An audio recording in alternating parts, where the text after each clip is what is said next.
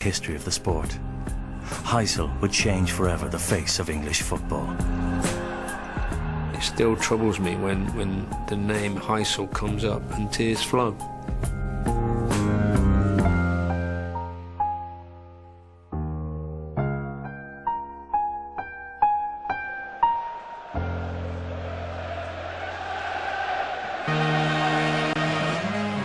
Today, the English Premiership is the most popular league in the world. Football is fashionable, a glamour game for men, women and children, played in some of the world's most modern stadiums.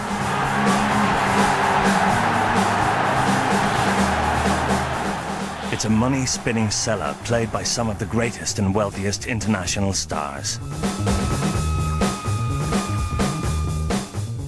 You can come from any part of the world now and play in this Premiership. English football has come a long way.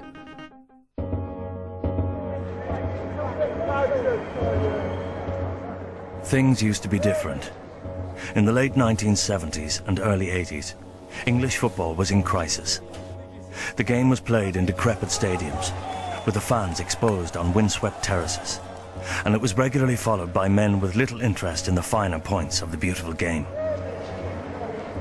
Football looked like yesterday's sport, being attended by yesterday's people, a sort of sub-race of really unpleasant and unattractive individuals who, certainly in the eyes of people like Mrs. Thatcher, summed up everything that was most awful about the English nation. Hooliganism had been a growing problem for English football, and the terraces were the last place to look for family entertainment. By the mid-80s, Prime Minister Margaret Thatcher identified three violent ills in modern Britain: the IRA, striking miners, and football hooligans. It became almost routine to hear of fracas after football matches between rival supporters, and not too infrequently deaths as a consequence of this. Now, this couldn't go on. English football had become infamous for its hooligan element, and travelling supporters regularly brought shame on Thatcher's Britain, as they exported their violence to cities across Europe.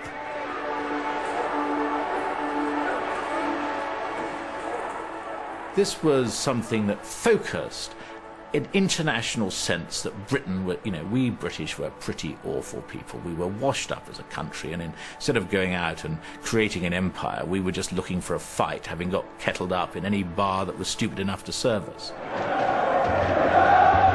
In March 1985, the crisis grew deeper, as the nation watched live television pictures of Millwall fans going on the rampage at Luton Town.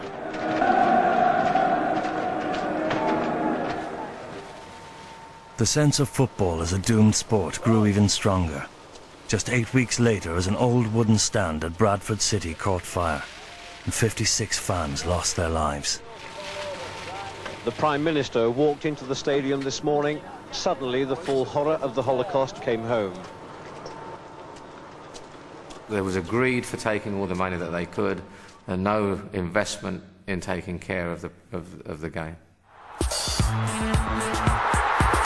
While English football off the pitch was in crisis, on the pitch it was triumphant.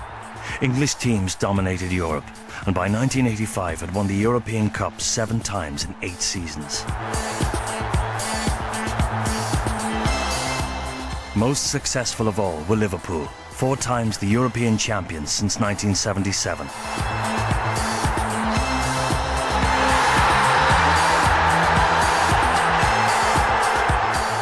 There was this terrible paradox where, we were the powerful club football nation of Europe. The English clubs were winning the European Cup and setting the standard. Once again, in 1985, Liverpool proved unstoppable as they progressed to the final of the European Cup. Here we were on our 5th European Cup night, so to speak. In '84 we went to Rome and won it in their stadium, so we regarded ourselves as the forerunners, really. Standing between Liverpool and victory in Europe were the Italian champions, Juventus. Quindi una partita importantissima e noi eravamo It was a very important match. We went to Brussels to win the trophy for our fans and our club.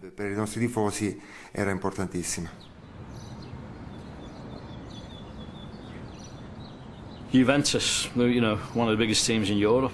We beat these and we truly are, you know, a class above everybody else. This really was a match to either regain some kind of Italian presence in Europe or confirm the English domination of Europe. We were all looking forward to an outstanding football occasion. The venue for the biggest game of the season was the Heysel Stadium in Brussels. Arriving in the city on the eve of the match, the Liverpool players' thoughts were on yet another night of European glory. The general mood in flying out to Brussels was that, you know, we were experienced campaigners. I was looking forward to lifting that magnificent trophy and raise it to the fans, having won that game of football. On the day of the match, the Liverpool supporters gathered in Brussels. They were preceded by a reputation for good behaviour, despite the history of English hooliganism. Everyone, from UEFA to Belgian football organization to English police, everyone told the Belgian organizers that the English people coming were normally gone. I remember the atmosphere before the game was one of carnival, one of fun. Okay, a few people had had a few too many drinks, but there was no sense of danger, no sense of violence. These Juventus supporters began to move in the afternoon in their droves. No trouble, like I saw no trouble during the day. People were gathering in crowds, there was a lot of colour, but certainly no trouble. But as the fans looked forward to the game, they had no way of knowing that what lay ahead was one of the biggest tragedies in the history of European football. It just slowly turned into the blackest hole I've ever witnessed.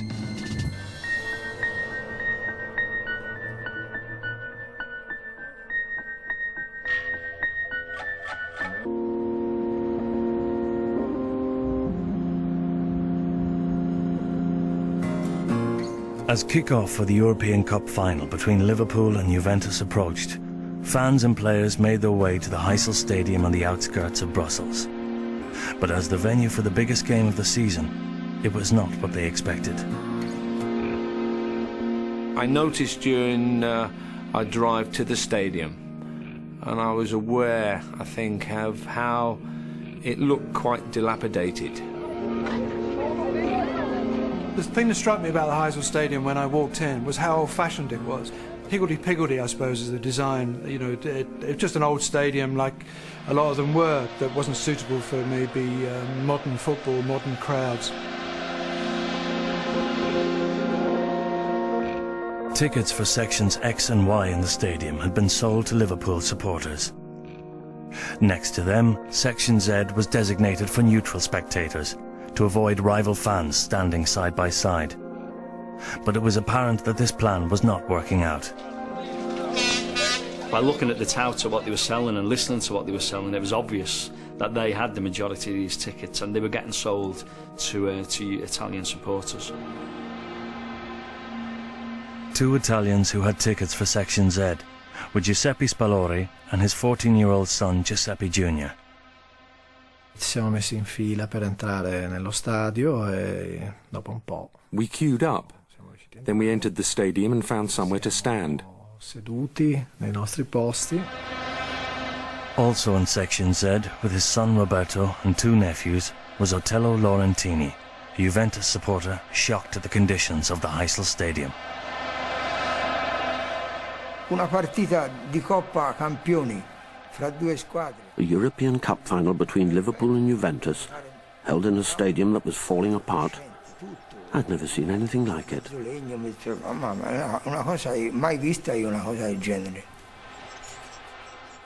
With less than an hour to kick off, and the ground packed to capacity, the Liverpool players went out to inspect the pitch and greet their fans behind the goal, next to section Z.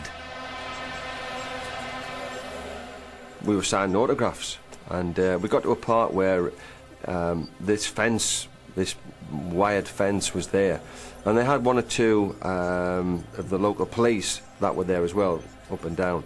But I looked at the fence and I said, that is absolutely terrible. How is that going to keep people apart? I was fully aware of this mesh fencing between the two fans. Oh, that's strange. European Cup final.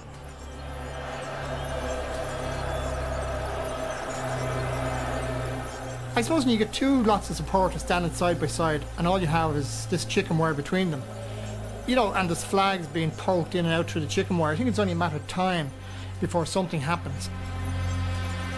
There was a point by the fence, by the wire fence, where the police were concentrating. So I looked at it through my binoculars and saw that there was a hole in the fence. The Liverpool fans were trying to get through, and 2 or 3 police with dogs were trying to get at them. The fans reacted by saying, well, you know, come and get us, and if you don't come at us, we'll come at you, and started to widen the gap in the fence, flooded through, and the Italian fans then, almost like sort of shoulder mackerel, then beat a retreat.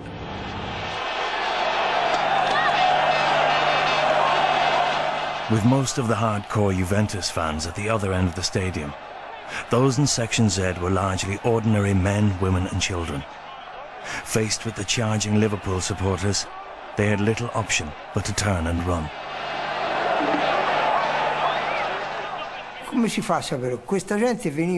What could we do? These guys were coming at us with bars and people were trying to escape. It was total confusion. When the fans ran away from these Liverpool fans, they got up to the top of the stadium and realised they couldn't jump over because it was too high and there was no stairs or fire exits or whatever. So they all piled down.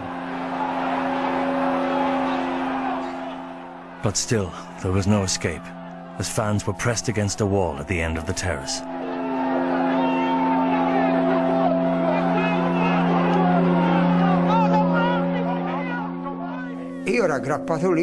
I was holding on to a crush barrier with my son and nephews next to me.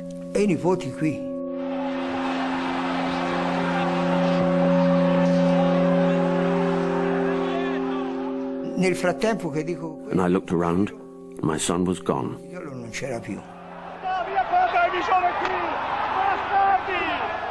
As I get there, I can see all these faces reaching out to me, and I just took 2 shots.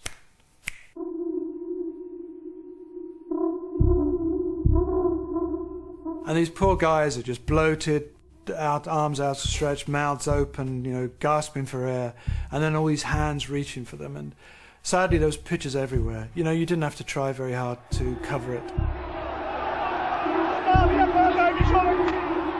You started to hear the screaming coming, and you thought, my God, this could be serious. Then there was the huge surging, a lot of screaming, and of course the moment of impact was when the wall went.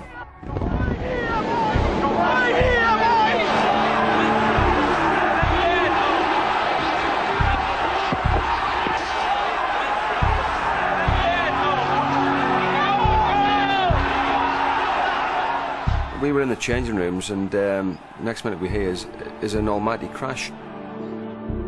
I was sent out to go and have a look and see what it was, and it was only a few yards to the wall, which was broken in two, and there was lots of fans like streaming over.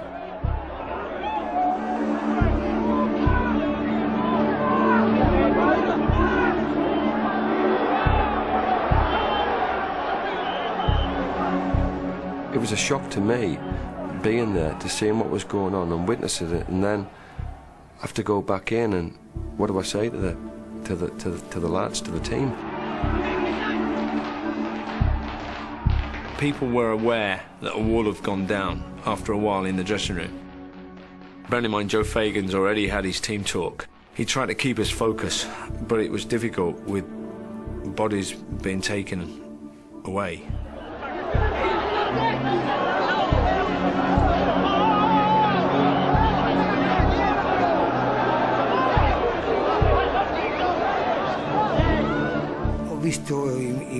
nipoti, il più piccolo che mi chiamava zio. One of my nephews shouted, "Uncle, come quickly.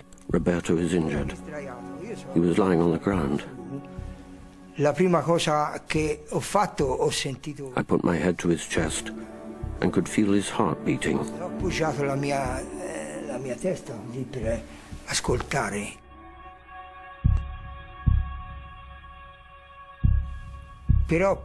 But then I realized he was dead, that it was my temple that was beating, not his heart. Then I was overcome with rage.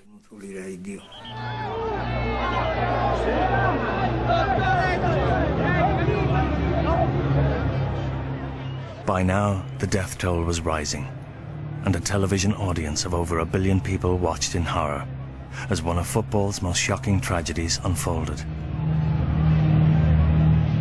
Io e mio padre eravamo vicini. I was standing beside my father. Then the crush started and people started falling around me. Quando la gente ha cominciato a cadere intorno a me. Then I couldn't see him anymore. Non l'ho più visto e niente, non l'ho più visto.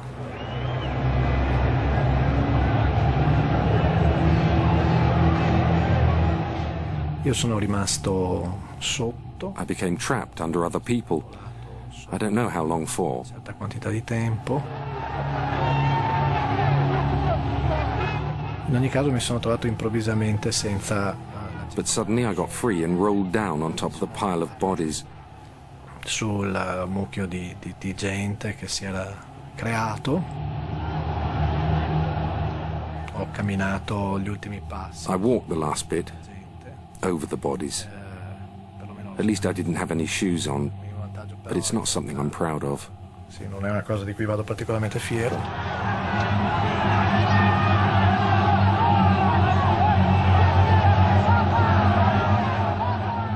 E non era chiaramente un. Obviously, it was a terrible sight. People were in a really bad way.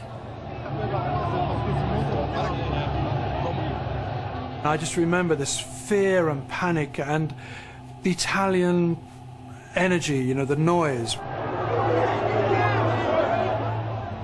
There was middle-aged women, there was young guys, there was old guys.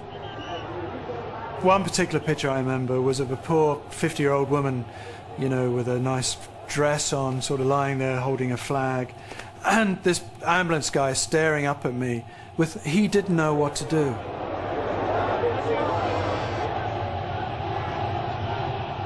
And I remember the most poignant image I've got. There's a picture of a young guy with his scarf on the terracing with all these shoes, reaching out, saying, "Pietro, Pietro," and he just can't find his friend. And that has haunted me for ages. Going to a match and then losing his best friend just seems, yeah, what a waste.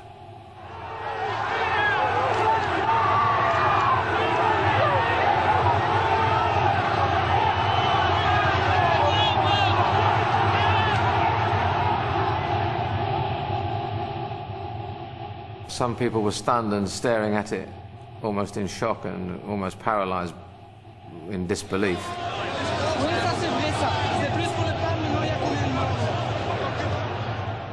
Nobody knew what was going on. The police couldn't handle it. The ambulances, they didn't know how bad it was until maybe 15, 20 minutes later, when again they were you know, pulling the bodies out, and again witnessing that was just. It was just beyond belief.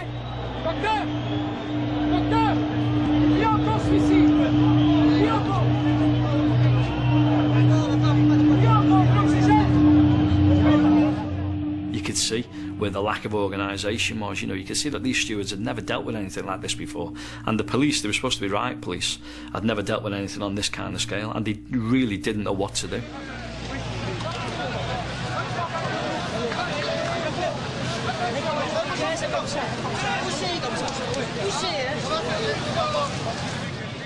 There was the odd sort of guy with a red crest on of ambulance or whatever, and I remember some stewards around, but there didn't seem to be very many people. The bodies were put in a row outside the stadium so that nobody could see them. I have images of it, but it's not nice to see.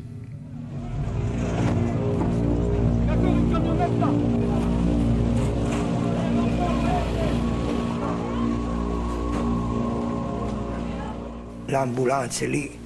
I was with my boy when an ambulance arrived. E io ero lì con questo ragazzo. But I didn't know how I could take him home. Come fare? I didn't know what I was going to tell his mother. Perché il mio problema era avvisare la mia moglie, no?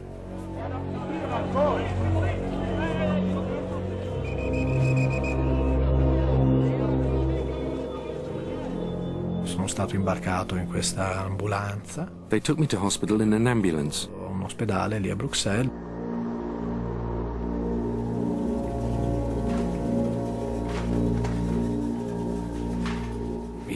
But I wanted to go home with everyone else in my group, so they put my leg in a plaster and put me on a plane.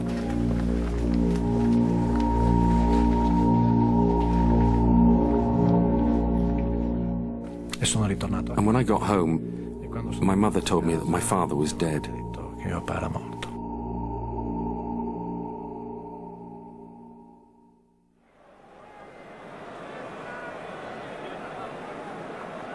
Finally, after 1.5 hours, the Belgian police began to restore order in the stadium.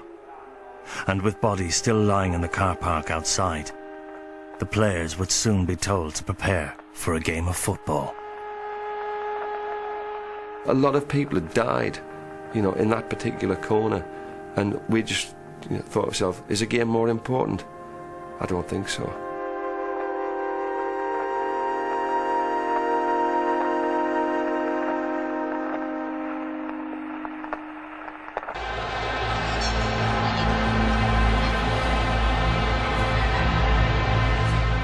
Two hours after the wall collapsed, 60,000 Liverpool and Juventus fans were still in the Heysel Stadium, waiting for the European Cup final to begin.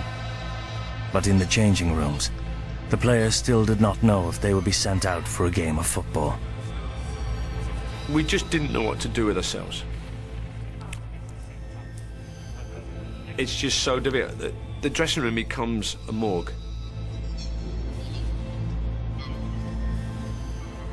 Players physically crying, tears dripping down, you know. Me, myself, you know, I mean, I knew I wasn't going to get my dream. Not that it mattered. People had died. I couldn't give a damn. I just wanted to get the hell out of there.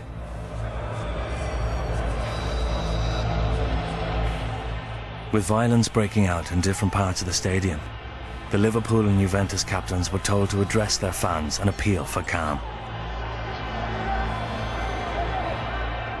I was given a piece of paper by UEFA to say, read that to your fans.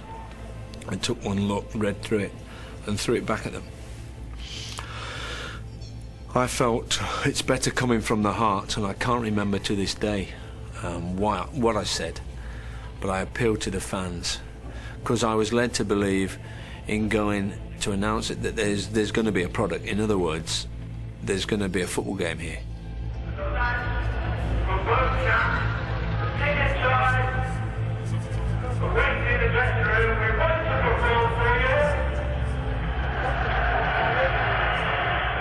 And the game is going to be played, and you're just flabbergasted, and you think, hang on, do these players know that their fans have died? Do they know? Yes, we knew, because our dressing room was like a casualty department. Di Croce Rossa.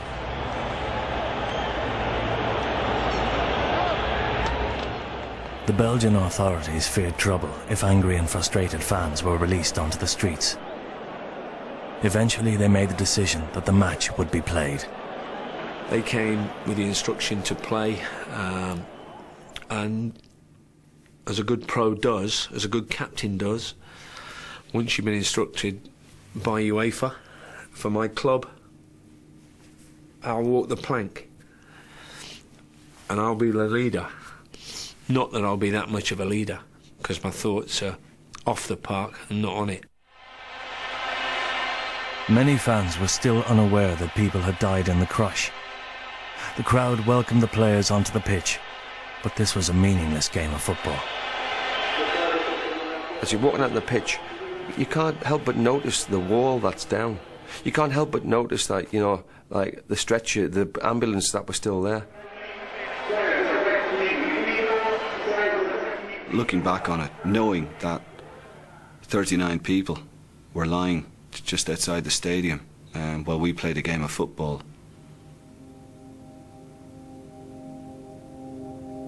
It shouldn't have been played.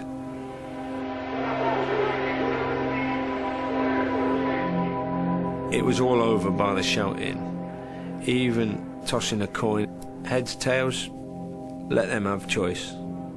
It was as simple as that. It was as if someone had put drugs in our tea. After the final whistle, we had no idea what had happened.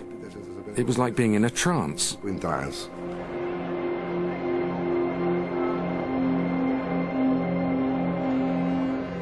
And I remember the game being played out in this half-hearted. I think they almost wanted to say, well, you have it. No, you have it. And, you know, it seemed to be won on a very dubious penalty in the end. And I think it was a decision to get it done. The foul from Gary Gillespie on Boniek was outside the box. Afterwards, that didn't matter. It was just as well they had a penalty and scored it. You know, we didn't care.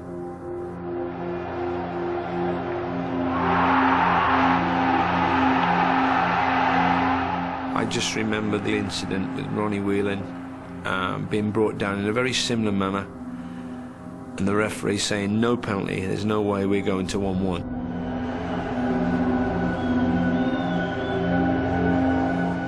I was a little upset I didn't get the penalty, but after the game I think, it's still not going to make a difference.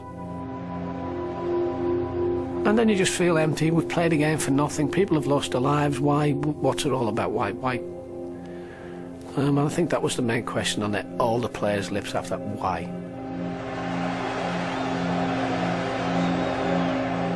Controversially, the Juventus players celebrated their win and stood accused of forgetting their fans who had died in the stadium just 3 hours earlier. We were at the peak of our careers, but we were also grieving for the 39 people who had died. It was a terrible feeling. I wouldn't wish it on anyone.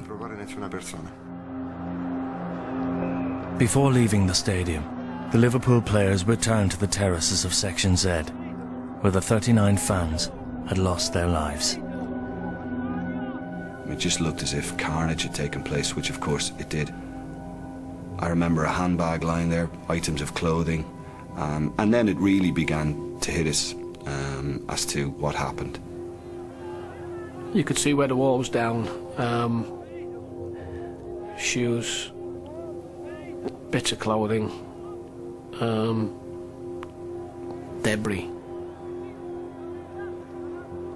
It hit you, and it hit you hard then. Broadcast live around the world, the scenes at Heysel had brought shame upon Britain, and by the next morning, football hooliganism was at the top of the political agenda. Everyone knew that a Rubicon had been crossed. This was so much worse, so much more public, and happening on a European stage that made the humiliation that much more intense.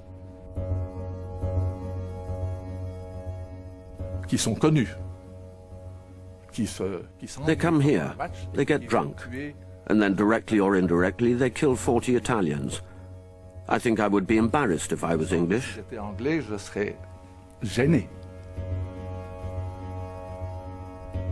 The shame upon Britain was shared by people in number 10, by the Prime Minister. It was a shameful and shocking affair. With Britain's reputation severely damaged, Margaret Thatcher was determined to respond swiftly. I wish we could get those responsible, get them before a court, and stiff sentences so that they stop anyone else. The Prime Minister invited to Downing Street 7 football journalists who had been at Heysel and sought their views on tackling football hooliganism.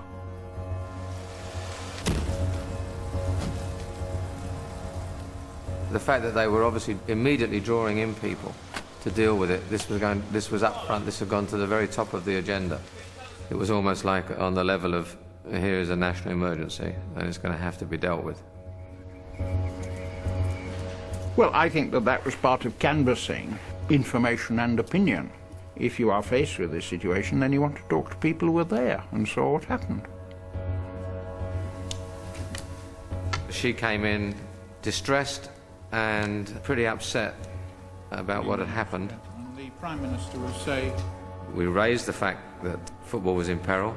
I was feeling pretty passionate about the whole thing, also angry and wanting something done. And there were no holds barred in the conversation. There was a serious sense of urgency and a serious will to get something done. Whether or not there are extremists manipulating the situation is unclear. It's possible, but certainly it's not a small handful like that now. There was a real sense that whatever decisions had to be made, and no matter how difficult or unpopular they were going to be, they would be taken, and they would be taken quickly. In Belgium, political developments also gathered pace as the shockwaves from Heysel reverberated around the country. It was a bomb that exploded in Belgium. It was a real drama on all levels. In Parliament, there's been demands for the resignation of this man, Interior Minister Charles Nothomb, ultimately responsible for the police. I refused to resign because that would have meant the government was accepting responsibility for the disaster. The government supported my decision not to resign. The day after the tragedy, the Deputy Chief of the London Fire Brigade, Jerry Clarkson, was sent to Brussels to compile a report on the Heysel Stadium. What he found there shocked him deeply. It does seem to me that the truth has not been stated in this case, because whilst I emphatically say now that I do not condone any form of hooliganism whatsoever, the deaths, in my view, were attributable very, very largely to the appalling state of that stadium.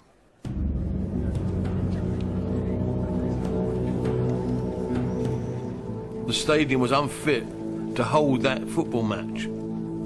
The stanchions that supported the crowd control barriers, the reinforcing bars in the concrete were exposed, and they could not contain any sort of moderate crowd pressure.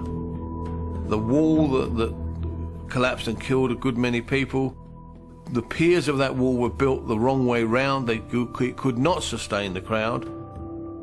And what struck me as absolutely bizarre was a large hut on the top of the terraces, but furthermore under that were stored a wide array of plastic tubes.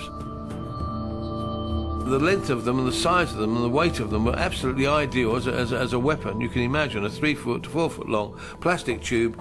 It was absolutely beyond belief.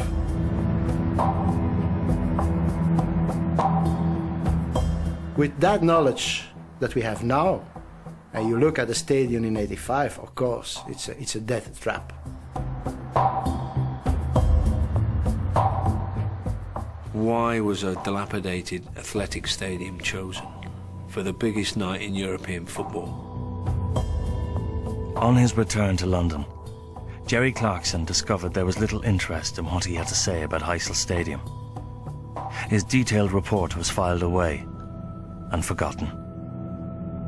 Sadly, nobody ever came to me and asked me coldly an inquiry post-event, my view, etc. In London, the Football Association focused not on the condition of Heysel Stadium, but the future of English football. I think Mrs. Thatcher would have banned football if she thought she could. She regarded what was happening in football as a cancerous growth that spread out to the rest of society. The English FA thought that what was happening in the rest of society was polluting football.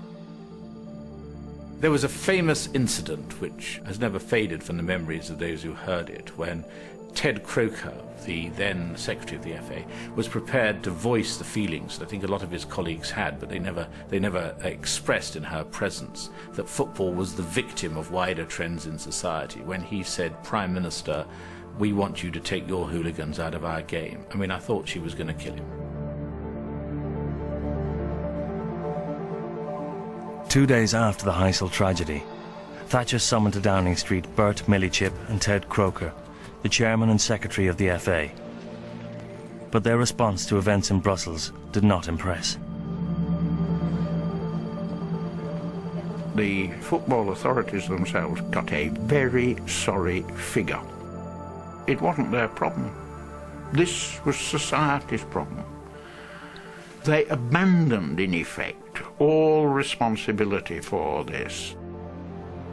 I personally thought that they were a bunch of male chauvinist pigs too, because they, I mean, in effect, we didn't say it openly, but in effect their attitude was, what does this woman know about football? There would have been, listen, you're going to have to deal with this, you're going to have to come up with proposals. Here are some of the things I've been hearing. You tell me what you're going to do. I've tried to make it clear. If you've any questions on it... Okay, you try to pass on the job to her, but we have to get you to do things if we're going to improve it. What are you prepared to do? And in effect, they weren't prepared to do anything, except wring their hands. Oh, I formed the worst possible view of the Football Association.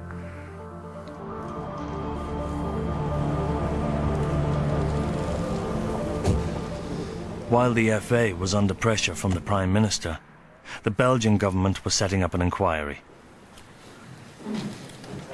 An investigation was also undertaken by Jules Konings, an expert on crowd control at the Belgian Police Academy. One has to say, of course, that the first responsible people of the drama are the English hooligans of that time. But then afterwards, there are some other organizations, I think, who have some responsibility, major responsibilities. Konings discovered that while there was a strong police presence at Heysel, most of the men were deployed outside the stadium. Based on the information of the English police, if there were too much policemen inside the stadium, it could be provocative for the supporters. So, on that information, they decided not to put too much people inside, but to have a big reserve just outside the stadium so that they could intervene immediately if necessary. But critically, Konings also discovered that the police walkie-talkies were defective, preventing the reinforcements outside the stadium being called inside to Section Z until it was too late. Because the information didn't come in time to the man in charge, he couldn't give orders to that reserve that was outside to come in time inside. So that was the real problem, if you take the problem only from the police point of view. During investigations, it also emerged that the concerns of local hospitals were ignored during preparations for the game, and that medical services at the stadium had been woefully inadequate. There was only one physician. There were 150 people of the Red Cross, which are amateurs. That's all.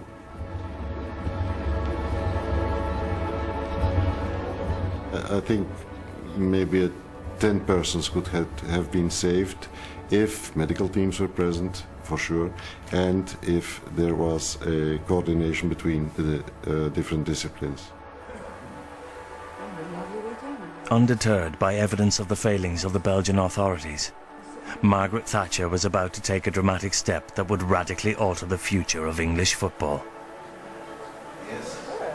Everybody felt let down, and effectively they killed English soccer in Europe. That's what they did.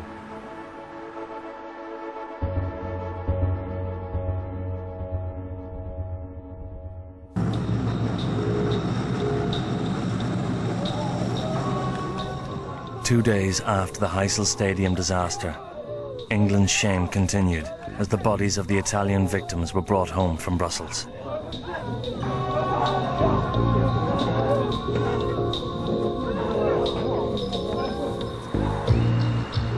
Back in London, political developments intensified as Margaret Thatcher decided to deal with football hooliganism once and for all. She seems intent upon finding that solution, and indeed the future of football in this country will depend upon us finding some answer. Under pressure from Margaret Thatcher, Bert Millichip and Ted Croker of the FA faced the prospect of taking English clubs out of Europe. I don't think on their own they would have made these decisions. These decisions were forced upon them. But I think they recognised that the rearguard action they'd been fighting against the government and against what was, to a significant degree, an irrational detestation of the game that Mrs. Thatcher had. After Heysel, the game was up. The FA withdrew English teams from European competition 2 days before UEFA imposed an unprecedented 5-year ban on them. But in English football, many felt they were being punished unjustly. The government seemed to just step in and say, OK, ban them. Ban them, no appeal, no argument. It was a total injustice against Liverpool Football Club because of their fantastic European record and the fantastic European record of their fans. If you're not playing at that level consistently, then it affects you, and I think it affected the whole of English football. Sent into exile and targeted by new and tougher security measures, English football fell into a steep decline. These fences were springing up everywhere. You were not allowed on the pitch. From Heysel onwards, Liverpool fans were hooligans, and pretty much every fan in the country was portrayed as a hooligan from Thatcher's government. Go on auto and monitor all through it. There was a stimulus to policing, there was a stimulus to clubs to try to contain their supporters, and those crackdowns began to have an effect. Football became an ailing and unattractive sport, drawing the lowest crowds on record. For England's top clubs, the need for change was obvious, a fact compounded by yet another tragedy, 4 years after Heysel. This time, during an FA Cup semi-final at Hillsborough Stadium in Sheffield, it was 96 Liverpool fans who were crushed to death on the terraces.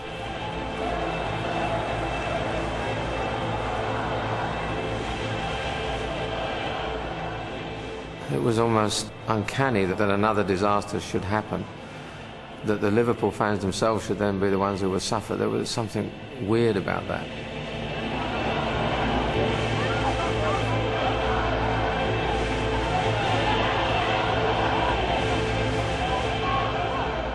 Still then, authority hadn't come to grips with the problem, but it accelerated the Reformation, and in some ways it enabled Liverpool to overcome their guilt at Heysel.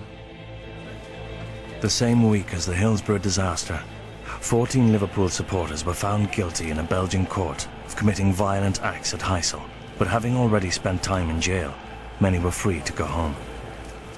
For Otello Laurentini, whose son Roberto had died at the stadium, justice had not been done. Sono molto deluso per mi aspettavo una sentenza diversa. At Hillsborough, the suffering had been brought home to England. As the 1980s drew to a close, the process of change that had begun at Heysel was accelerated. Fighting for their survival, the top clubs and the FA created a glamorous new league, the Premiership, and launched English football into a new and modern era.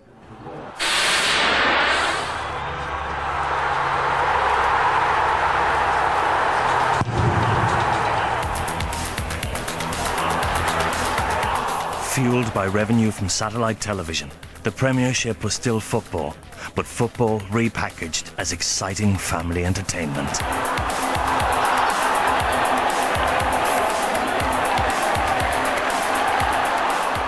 Suddenly football was there, it was a form of entertainment, you could watch it at home, you could watch it in the pub, and if you went to a game, it was actually quite comfortable. You weren't going to get beaten up, you didn't have to stand and someone would pee in your pocket. You know, it was actually quite a nice thing to do, and that was the transformation.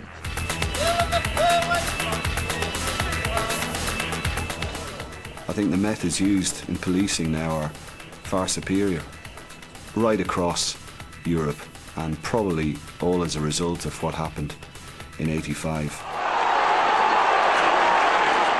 You have a game which has become fashionable, popular again, because it's now more beautiful to behold and much more pleasing to attend. It is now the national passion, as opposed to the national shame. the conditions that allowed a Heysel to flourish, an aggressive, all-male, backward-looking, sometimes, frankly, rather Neanderthal climate, that's gone and can never return, I hope. I think we've moved on, but we can never forget.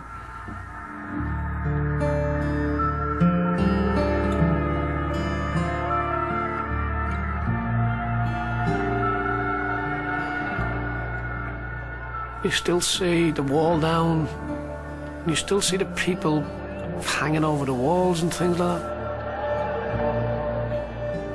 It's still there. The memories are still there, and fairly vivid memories. A lot more vivid than the game itself, that's for sure.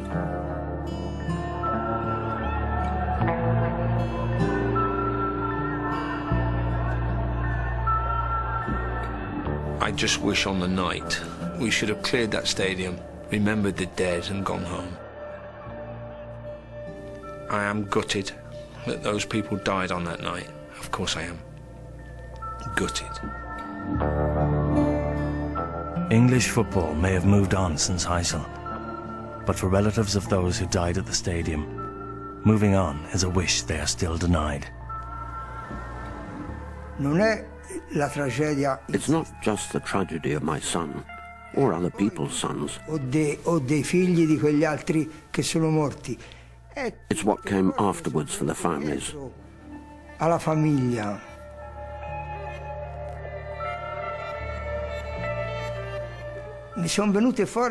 Tragedies were piled upon tragedies.